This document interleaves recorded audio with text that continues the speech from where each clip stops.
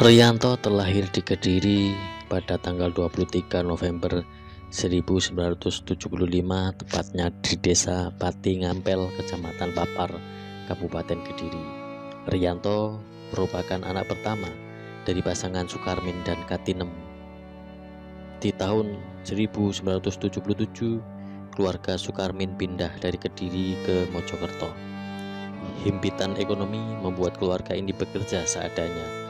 Sukarmin yang pernah bekerja di pabrik lalu beralih profesi mengayuh becak, sedang Katinem bekerja seadanya. Di awal perpindahan dari Kediri, keluarga Sukarmin dan Katinem tinggal di rumah kontrakan di lingkungan Pulau Kulon, Kelurahan Purworejo, Kecamatan Prajurit Kulon. Keluarga ini lalu pindah ke lingkungan Sinoman 6 sebelum akhirnya membeli tanah dan mendirikan rumah sederhana di Gang Baru, lingkungan Prajurit Kulon tahun 1988. Meski berasal dari keluarga kurang mampu, namun semangat hidup Riyanto sangat kuat. Dengan tubuh yang tidak terlalu tinggi besar, Riyanto bersedia bekerja seadanya. Menjelang usia 20 tahun, Riyanto bekerja sebagai buruh di toko elektronik Rahayu. Setelah itu ia menjadi kernet angkutan kota Land D dan berkelana menjadi kernet truk angkutan barang jurusan Surabaya, Bandung, dan Jakarta. Ibu Riyanto, Katinem, agak keberatan jika Riyanto bekerja sebagai kernet truk angkutan barang luar kota. Akhirnya Riyanto kemudian mencari pekerjaan di kota Mojokerto sendiri. Berbekal ijazah SD dan skill yang terbatas, Riyanto kesulitan mendapatkan pekerjaan, dan pada saat itu ia mendaftarkan diri menjadi anggota Gerakan Pemuda Ansor Kota Mojokerto, menjadi anggota Banser. Beberapa bulan setelah menjadi anggota Banser, Riyanto ditawari bekerja di kantor primer Koperasi Tahu Tempe Mojokerto yang dikelola salah seorang pengurus GB Ansor setempat. Di koperasi ini Riyanto bekerja sebagai tenaga kuli angkut dan penimbang kedelai. Dalam sebulan ia digaji 200.000. Jumlah ini bertambah menjadi 300.000 saat bekerja part-time sebagai penjaga kantor di malam hari. Sejak menjadi anggota GB Ansor, Riyanto semakin menanjak dalam kiprahnya sebagai Banser. Ia dikenal punya ilmu kebal dan mampu dengan renyah mengunyah benda keras seperti batu sekalipun. Terlebih lagi ia pernah belajar pencaksilat. Ia pernah dikirim ke berbagai event NU di Surabaya, Malang, atau muktamar NU di Kediri. Seragam doreng dengan sebilah tongkat penjalin pemberian seorang kiai yang dibungkus dalam kain mori putih selalu menemani dirinya. Di kepalanya tersemat baret hitam khas milik Banser, sebuah penampilan yang membanggakan dirinya. Sejak direkrut, ia telah gandrung sebagai anggota Banser. Hati dan tubuhnya serasa tak bergairah ketika tak ada tugas. Ia sering minta tugas bila lama kosong. Dan tugas pengamanan gereja saat perayaan Natal jatuh ketika dirinya telah sedemikian rindu mengenakan atribut Banser. Saat perintah datang, ia langsung menyambar dengan gembira, meski dalam kondisi fisik yang butuh istirahat. Entah karena apa, Riyanto yang awalnya ingin tidur seharian malah ikut berkumpul di rumah Amir Sagianto dengan membawa surat tugas dari GB Ansor Kota Mojokerto. Sekitar pukul 4 sore, 6 anggota Banser berangkat ke gereja Ebenezer. Menjelang petang, beberapa anggota Polsek Prajurit Kulon datang ke gereja Ebenezer. Para anggota Banser lalu membaur dengan anggota Polri ini. Menjelang maghrib, para anggota Banser secara bergantian sholat maghrib di musola panggung di Kelurahan Keradenan yang berjarak sekitar 300 meter dari gereja Ebenezer. Karena tidak ada penjual nasi, ke-6 anggota Banser itu berbuka puasa dengan air kemasan. Usai sholat, para anggota Banser kembali membaur dengan polisi. Sembari mengusir kejenuhan, mereka saling bercerita sambil sesekali mengamati cara-cara jemaat gereja menunaikan kebaktian. Ada pidato berapi-api dari pendeta. Nyanyian kegembiraan berlanjut ke heningan mendalam, lalu terdengar isak tangis beramai-ramai di tengah gelora khotbah si pendeta. Selepas pukul 9 malam, peribadatan di gereja itu selesai. Jemaat gereja tertawa riang, saling mengucapkan selamat Natal bersalam-salaman. Para anggota Banser memaklumi persis seperti itu ketika mereka saling bersalaman usai sholat Id di hari pertama Idul Fitri. Namun beberapa saat setelah sebuah mobil yang semula diparkir di depan gereja Ebenezer itu pergi, tergeletak sebuah tas di bawah tiang kabel telepon di depan gereja Ebenezer. Mendadak muncul seorang pria dan seorang wanita di belakangnya keluar dari dalam gereja Ebenezer dengan menuntun sepeda motor. "Pak, nanti kalau ada yang mencari tas tolong ditunjukkan di situ, biar nanti diambil," ujar perempuan itu sembari menunjuk sebuah tas berwarna biru gelap. Amir dan anggota Banser dan anggota polisi yang berjaga menanggapi sewajarnya. Karena masih banyak jemaat di dalam gereja dan khawatir tas itu hilang, Amir lalu berinisiatif mendekat dan mengamati tas itu secara seksama. Tas itu lalu terguling ke tanah, lalu diambil lagi, diletakkan lagi dan terguling lagi. Amir kemudian menata tas itu di atas tanah agar tidak terguling. Rianto yang semula hanya menyaksikan mulai tertarik untuk melihat isi tas tersebut. Rasa ingin tahu mendorong dirinya untuk membuka tas itu. Tapi alangkah terkejut dirinya, bukan kotak bingkisan Natal yang didapati Rianto.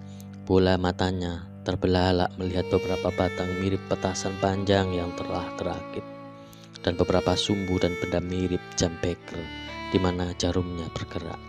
Benda itu ditanam di antara tumpukan paku. Ketika Rianto mengangkat, terasa berat di tangan. Saat itu Rianto bertanya kepada Amir, "Ini benda apa?" tanya ia.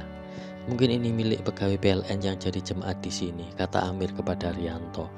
Jawaban Amir tak membuat Rianto puas. Ia lalu membawa dan menyerahkan bingkisan di dalam tas itu ke Agus, seorang polisi anggota Polsek Prajurit Kulon yang tidak jauh dari posisi Rianto dan Amir. Disaksikan Agus, Rianto lalu kembali membuka isi tas itu. Ketika melihat tas, polisi itu sontak bereaksi. Dari bentuknya, sepintas ia bisa memastikan benda tersebut merupakan bom. Melihat Agus pergi menghindar karena curiga itu bom, Rianto juga pergi menghindar dan menjauh. Namun saat semua orang tersadar jika benda dalam tas itu sebuah bom, tidak ada yang berinisiatif membuang tas itu, termasuk anggota polisi tadi. Entah karena apa, Rianto lalu kembali dan mengambil tas itu. Saat hendak dibuang dan bingkisan itu masih di tangan, tiba-tiba benda itu meledak. Semua yang ada di situ semburat berlari dan suasana menjadi kacau. Jalanan yang semula terang oleh lampu-lampu neon seketika gelap, lalu seperti ada hujan batu jatuh. Ledakan itu sangat eksplosif. Kaca riben tebal di rumah Gunawan persis berhadapan dengan gereja langsung berderak-derak ambrol. Kepanikan dan kekacauan belum terhenti. Petugas gereja yang ada di dalam ruangan segera bertindak menutup pintu gedung, tapi ia menemukan sebuah tas tergeletak di pojok. Dalam situasi seperti itu, tanpa pikir panjang, ia lemparkan tas itu keluar. Ledakan yang kedua menghentak. Kendati resonansinya tak sekeras ledakan pertama, tapi efeknya telah menerjang atas teras gereja hingga berhamburan. Sekitar 1 jam berselang, petugas kepolisian di antaranya dari Gegana Brimob berdatangan dalam jumlah lebih besar. Lokasi segera diblokir, seluruh orang di sekitar itu segera diperintahkan menjauh, sedang seluruh anggota Banser ditarik ke Polres Mojokerto.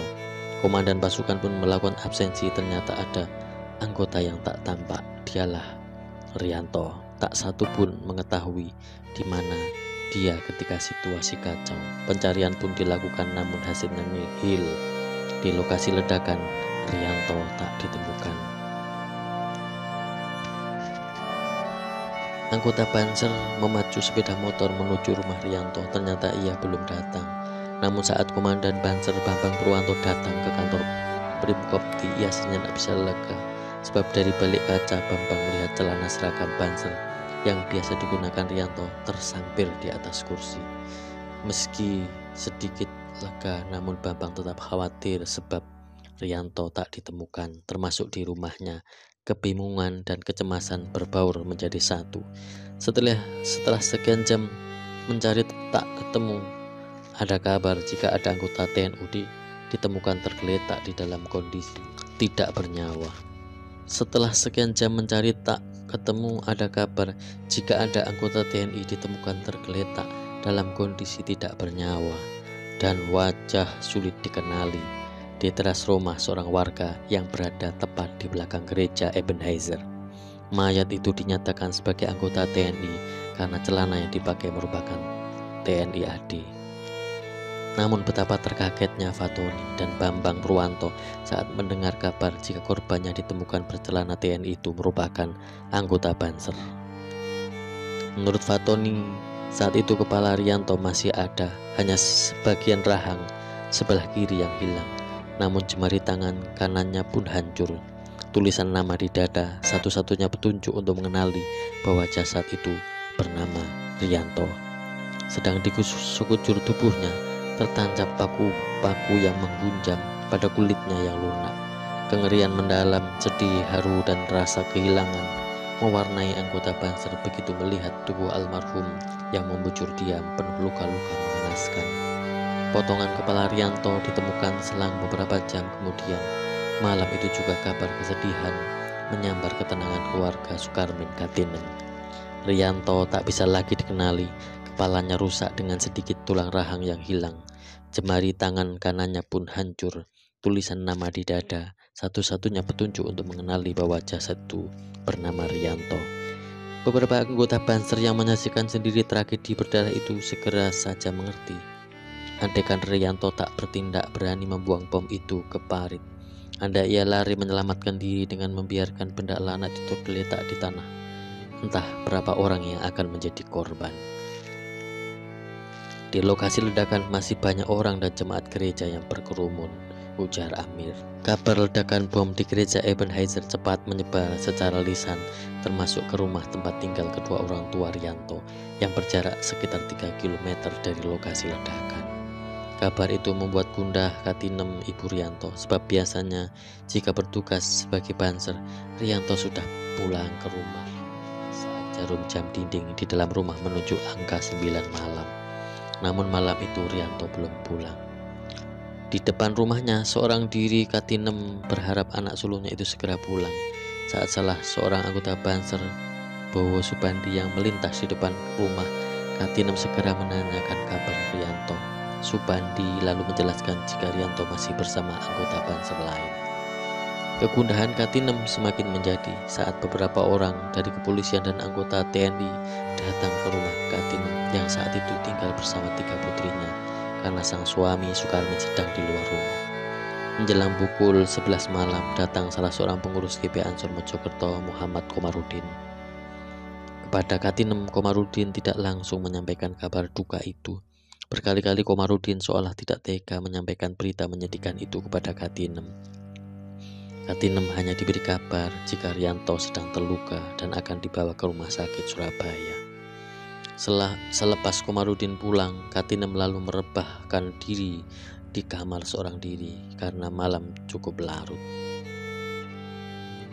Dikala itu antara sadar dan tidak, Katinem seolah melihat Rianto datang menghampirinya. Rianto di pintu kamar memandang saya sambil merokok. Rianto lalu datang menghampiri saya, namun tiba-tiba saya terbangun dan kembali menangis menanti kabar. Demikian kata Katinem.